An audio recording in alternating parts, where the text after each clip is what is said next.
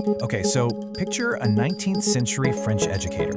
You know, the kind of guy who'd sit you down at a coffee shop and map out the entire universe on the back of a napkin. Well, that guy was Allan Kardec, and he wasn't some mystic hiding in a dark room. He was a really systematic thinker, just trying to make sense of some pretty strange things that were happening all around him. He started with this one huge question that kind of flips everything you might think about the spirit world on its head. What if all of it, ghosts, mediums, messages from the other side, what if it wasn't supernatural, but just natural? Like a part of the universe we just hadn't gotten around to studying yet. This single question is the bedrock of what he called reasoned faith. So, the first big idea he lays out is that Spiritism wasn't just his idea, not at all. He saw himself as more of an editor, maybe even a project manager, compiling all this information that was coming in, but definitely not inventing it. It was never, ever supposed to be a one-man show. He called this core principle a collective revelation.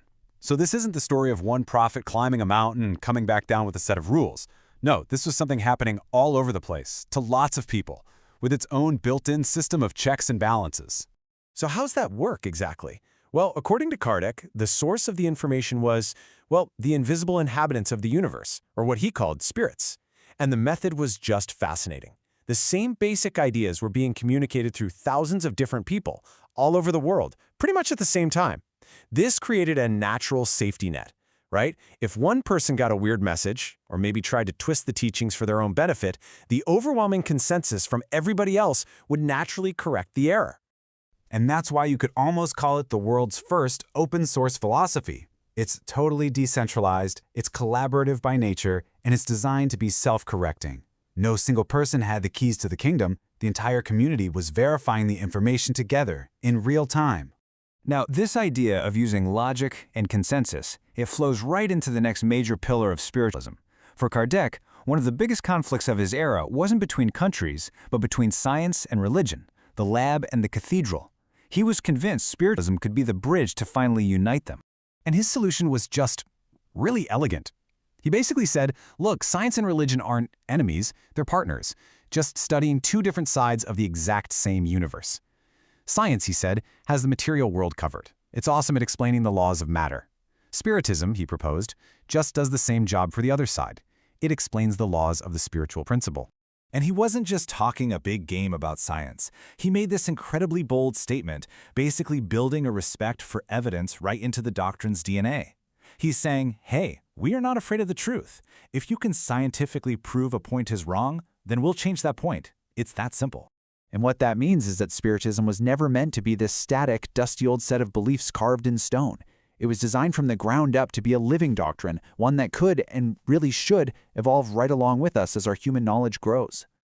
Okay, so if Spiritism is this open-source, science-friendly philosophy, where does it fit into the grand scheme of things? I mean, historically.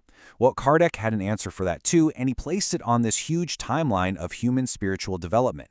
He saw human history as a series of three great revelations. You could almost think of them as divine downloads. First, you had Moses, who delivered the law of justice. This was like the foundational code, the basic rules, the don't do this. Then Jesus came revealing the law of love, a much higher level concept, right? Love one another. And finally, he saw Spiritism as the third revelation, delivering the law of understanding. Now, this is a super important point. It wasn't meant to delete or replace what came before, not at all. Its whole purpose was to explain the why behind the laws of justice and love. It was there to fill in the blanks about our purpose, our nature, and what happens when we die, to give all that ancient wisdom some much-needed context. All right, now we get to what might be the spiciest, most challenging part of Kardec's whole philosophy. He had a very strict, no miracles allowed policy. His goal is to completely redefine what we even mean by the word supernatural. This quote right here is an absolute pillar of his work.